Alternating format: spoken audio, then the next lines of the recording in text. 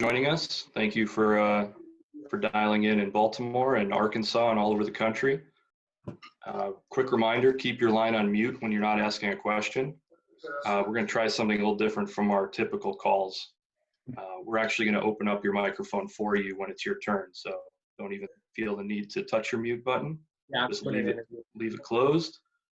We will provide audio and video of the call afterwards via email. So if you don't want to record now, we can provide that to you also. If anyone's on the phone, we're going to get to you afterwards. But if you have a question, please open the chat box and enter your name and affiliation and wait to be called on. We're going to go in the top 6 order and then any requests after that. But with that, we're joined today by Orioles first round pick, Heston Kjerstad, out of the University of Arkansas. Welcome to the Orioles. We're going to start with a brief statement from Heston, and then we will open it up to questions. Heston? I'm just excited to be a part of Birdland now and, embark on my next journey of professional baseball. And, right now I'm just stoked to be a part of the Orioles, and it's a dream come true for me. Great, thank you. First question from Rock Abaco, MASNsports.com, followed by John Mioli. Rock? It seemed like every mock draft out there had the Orioles taking somebody else. Had you given up hope on going second overall, or did you feel all along that was a real possibility based on the interest they showed you? They showed quite a bit of interest, and, they had said I was still in consideration for their number 2 pick going into the draft today. And, I wasn't really trying to get my hopes up for any pick. I was just waiting for the phone to ring and see what happened. And sure enough, after the Detroit Tigers turned in their pick, phone rang, and it was the Orioles, and they wanted to pick me with their second pick. And, man, I couldn't say yes quick enough to that. Next up, John Mioli, Baltimore Sun, followed by Dan Connolly. John? Hey, thanks for doing this. Congrats. I was wondering, I'm sure you had a lot of interactions with the Orioles, their front office. I know Ken Guthrie's known your family for years. What stands out about your interactions with them over the last few months, year, that led to this point? They would probably be able to tell you more on that, but in my opinion, I think it's obviously I bring a lot to the table baseball-wise, but I think for them, the makeup is what really helped me push me along on their board.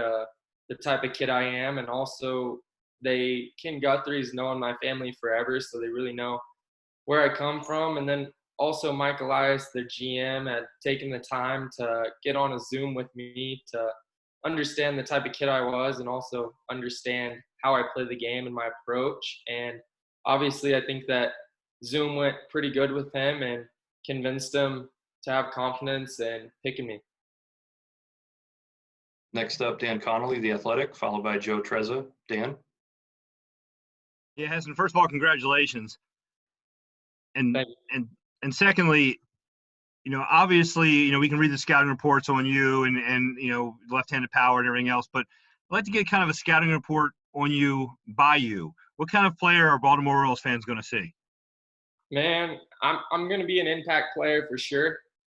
And bring a left-handed bat and a lineup that has power to all parts of the field, left, right, and center.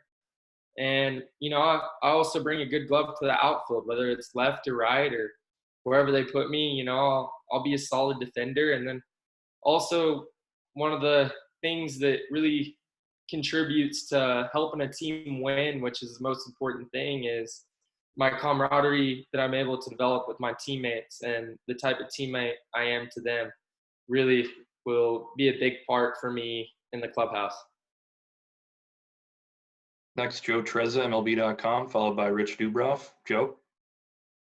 Hey, Heston, congratulations, and thank you for doing this. I want to just piggyback off Dan's question for a bit and ask you, is there any one player that you modeled your game after? And who were some of the people who were influential to you, whether it's on the field or off the field growing up? Your first question, modeling my game after a player, I never I never tried to pick one player to play like, because I knew I brought different attributes or my strengths were different than that player. So I just took a little bit here and there from certain players, whether it was watching videos of Barry Bonds, King Griffey, Mike Trout, and just learning what all those guys do so great and what I can do to reach that level.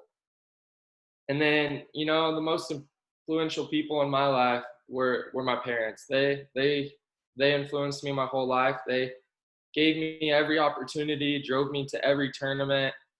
My dad always threw me BP when I'd drag him out to the cage all the time and take him up to the field. And I always just wanted to hit. I'm pretty sure I owe him a new shoulder from how much he threw. But, he was always more than happy to do anything and everything he could for me. And I'm more than thankful for them doing that.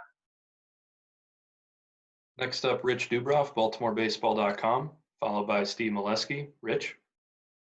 Hey, Heston. How much do you know about the Orioles? How much do you know about the players on the team, how the organization is run, and the ballpark? If I'm going to be honest, I don't know too much, but I'm sure over the next little bit, next few days, I'm going to be doing a lot of research on the players, the ballpark, the minor league system, and all that, and get to know them. And, I already know a few of the minor league players because I played with them. Blaine Knight, played with him my freshman year. And then also Grayson Rodriguez, played with him in high school over the summer. So I know a few minor leaguers. And then on how their minor league systems run, I think they run the best minor league system and all of baseball with Mike Elias taking over and everything. I think he's really does a good job in player development, and I can't wait to get started. Next up, Steve Molesky, MASNsports.com, followed by Matt Doolin. Steve? Heston, we've heard a lot of good things about your play, and you touched on your power. When you analyze your game, what are one or two things that still needs to come a little bit that you're working on?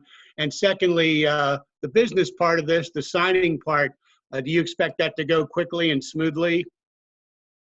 I feel like I need to improve on all parts of my game if I want to be the impact player I want to be, whether it's maybe hitting for more power or hitting for more average. And, probably the most important thing to me is plate discipline going forward, just swinging at the right pitches at the right times, everything like that. Going forward with signing, we'll just see how it goes. I'm sure it may be impacted a little bit with everything that's going on through all this virus stuff, but I'm excited to get started on this journey. Next up, Matt Doolin, NBC Sports, followed by Ty Richardson. Matt? Yes. Hey, Heston, congratulations. Non-baseball question for you here. Your dog is going viral right now for the reaction when you got selected. What's your dog's name? What's your dog mean to you? And just have you watched that back yet at all? One of my friends actually showed me the ESPN one that blew up before I did this interview of my dog reacting. And it's actually my parents' dog, but it's basically mine now since I've been back over break. I became her favorite. And her name's Oreo because when she was little, she had a black head and then she had a black spot on her backside, and she looked like a double stuffed Oreo. So we just went with it, and I guess she was just feeding off everyone's energy in the room and also got excited. I'm sure Tim Kirchin will like a name like Oreo for the Orioles, but next up, Ty Richardson, ESPN Arkansas, followed by JJ Cooper. Ty? Heston, since you were last drafted, you've risen 35 rounds and over 1,000 draft picks. How much did Dave Van Horn contribute to that? Oh, it was huge. He took a chance on me when I was just a high schooler, gave me an offer, a scholarship to come play at his great program. And, I'll always be thankful for that. And, while I was there, he took such good care of me, whether it was helping me reach a new level or helping me with whatever I needed. He was always there, and he was a father figure there for me, in my opinion, for all of us when we're away from home. And there's no other college coach in the country I would ever want to play for than Dave Van Horn. Next up, JJ Cooper, Baseball America, followed by Nathan Ruiz. JJ? Yes, and congratulations. You've obviously everyone had their season shut down early. What have you been doing to try to stay, basically in sync as a baseball player and even try to improve in the lead up to the draft when you haven't been playing an SEC schedule like you expected to be playing? Oh yeah, for sure. The shutdown definitely in the middle of the season was tough to deal with, but I came back home and, I got on a hitting routine and a workout routine like I was in the off season. So I was working out in my garage. We have a squat rack, bench press, some weights. So I was able to get on all my lifting. And then, I was back to high school. I was dragging my dad up to the field to throw me BP and do some drills for hitting. And, that's just what I've been doing. And, the shutdown definitely wished I was still playing a season or I was in Omaha with my teammates. But also I was kind of cherishing the moments of being able to enjoy being with my family and also being able to hit with my dad again. So that was enjoyable. Next up, Nathan Ruiz, Baltimore Sun, followed by Kyle Deckenbaum. Nathan? Hey, Heston, congratulations. Thanks for doing this. I'm kind of building off that. What do you think the next few months look like for you? Or is it just kind of more the same of what you just explained? What's the next few months look like? Oh, man. I don't have too much a clue. I'm hoping I'll be able to get out to the Orioles facilities, whether it's spring training or wherever, and start getting after it, working out with the team or working out with their trainers and, hopefully playing again soon. I'm really getting the itch to get some live at-bats and playing a game again for sure. Next up, Kyle Deckenbaum, KATV Little Rock, followed by Mark Viviano. Kyle? Hey, Heston, congratulations. You mentioned Blaine Knight. Have you talked to him, and how excited are you to possibly be reunited in the near future? So he actually gave me a call this morning, and he wanted to wish me luck, and he was just telling me, enjoy it, embrace the moment. You're going to remember that day for the rest of your life. And he was like, good luck. He's like, wherever you go, you'll be in a great place. And then actually, like 30 minutes ago, he gave me a call. I answered it, and he was pumped. And, I'm pumped too to be back on a team with Blaine. We got along great while I was at Arkansas. And, we're both talking about playing on the same team again soon and how we're both looking forward to it. Next, Mark Viviano, WJZ, followed by Tom Murphy, the Arkansas Democrat-Gazette. Mark? Hey, Heston, congratulations. You mentioned you're going to do your research on the Orioles. You may know enough now that, Mike Elias has taken over a team and they're rebuilding. I mean, this is a project. Last year, with the number 1 pick, Adley Rutschman. This year, you're their first pick. First of all, what do you know about Adley? I think you played against him in the College World Series. And what's it mean to be kind of on the bottom floor building up to what this franchise hopes to be a winner someday? Man, start off with Adley Rutschman. Dude's unreal player. He's a hitter that can do it all and a switch hitter too. And he rakes from both sides of the plate with average, power, whatever you need. And then on top of that, he's a catcher. And that's an unreal, set of tools right there for a catcher or any player. And, that's obviously why he went 1-1 last year. And, excited to get started with guys like that.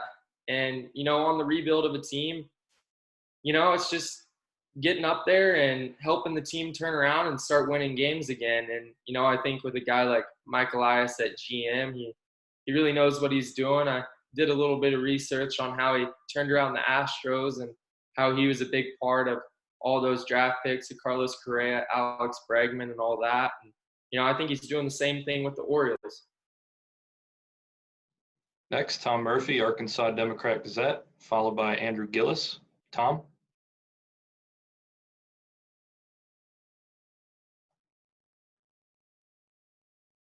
Do we have Tom? Got it Tom, now. if you want to jump back in the queue a little Yeah, later. I unmuted. Got me? Yep, go ahead, Tom. Congratulations to you, Heston, first of all. Kyle got my question about your relationship with Blaine Knight, but I do want to ask you, you've probably been want to be a big leaguer for a long time. Has it hit you that you were the number 2 pick in the draft, and what does that feel like? You know, it's really hard to explain. It's definitely a surreal experience. You know, being from a little kid, I've been wanting to hear my name called as early as possible in the draft, and you know, that's the goal, is be a big leaguer, and this is one step along the way, one step closer. And you know, I don't think it's really set in yet. It still feels like a little bit of a dream, but you know, give it a little bit, it'll set in, and you know, it's a great feeling for sure. Next up, Andrew Gillis, NBC Sports Washington, followed by Hayden Bagavi. Andrew, you're up. Hey, Heston, congratulations. Thanks for doing this. You said that you played summer ball with Grayson Rodriguez. I'm curious when that was and what that experience was like for you and what you guys kind of know about each other. It was my senior summer before I went to college, and we brought up Grayson. He was a grade younger than me. We brought him up with our team. We're trying to go to the Connie Mack World Series, so you know, his arm was unreal. So he definitely helped us get there, and you know, we got to know each other a little bit. And he actually texted me before this all started, and he was wishing me luck, and he was telling me how he'll never forget the day he was drafted, and he was praying for me and whatever going forward. He said maybe we could be teammates, whatever. So you know, I'm gonna have to give him a call. So next, Hayden with KTHV, followed by Chris Marks. Hayden. Hey, thanks so much, Heston. Congratulations, man. Talked to you about 48 hours ago, thinking about this moment. I know you're about to start this next chapter in your life. You're the second highest player ever taken from Arkansas. Before you move forward, have a chance to look back. What do you want your legacy and especially Razorback fans to remember you and remember you for the baseball player that you were in Fayetteville before you sort of make this next jump? Man, you know, it's probably the same memories that I'll remember for my legacy there, and it's the 2 trips to Omaha we made. You know, those were unreal. Those team accomplishments we're able to do together, and being able to jump on top of a dog pile at the end of the season to clinch that was an unreal feeling. And also to be a part of the first 2 teams that were able to go back to back in the rich history of Arkansas Razorback baseball. You know, that's something I'll never forget, and I want all the Arkansas fans to always remember. Next, Chris Marks, CTV, followed by Jason Carroll. Chris.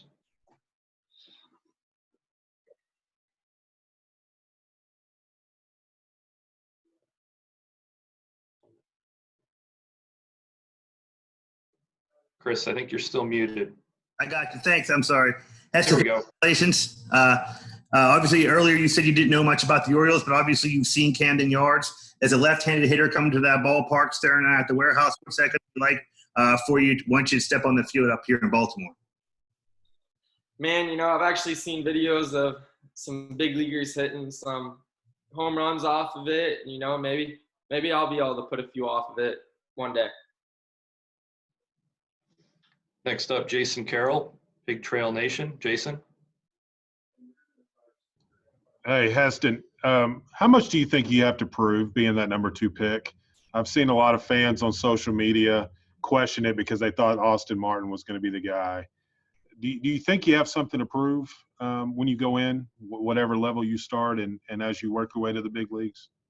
You know, I always have something to prove every time I go out there on the field. And, you know, I'm just going to keep playing baseball how I always have, because when I went to Arkansas, you know, there was a lot of people that thought I shouldn't have been there. When I started as a freshman, they thought I shouldn't have started as a freshman, and I proved them wrong. And then same sophomore year, they thought it was 1 year luck and proved that wrong. So, you know, it's just another thing. And, you know, people can just sit back and watch, and I'll keep doing my thing. And I'm pretty sure I'll slowly change a lot of minds, and they'll realize why my name was called so early if they don't understand now. Next, Stan Charles, Press Box Online. Stan. Hold on. We got you. You got me? Okay. Heston, first of all, congratulations to you on being the number 2 pick in the entire draft. I want to ask a young player like you, I'm kind of a dinosaur. I've been around in the media 30 plus years. Whether young players today are, how receptive you are to analytics and how much of that factors into how you play the game. You know, it definitely plays a part because there's a lot of stuff you can learn from technology, whether it's how a guy pitches or certain pitches he executes better with. And also it's great to use for your swing to analyze how the ball's coming off your bat, how your swing's going through the zone and everything like that. But, you know, I use it a little bit, but I don't overuse it because at the end of the day, you got to have a feel for what you're doing out there, because once you get in between the lines and you're playing the game, it's you and your bat or you and your glove, and you got to be able to figure it out on the spot and get the job done. All right. If there's anyone who's dialed in on the phone, please open your mic and say your name and affiliation before your question. Anyone on the phone?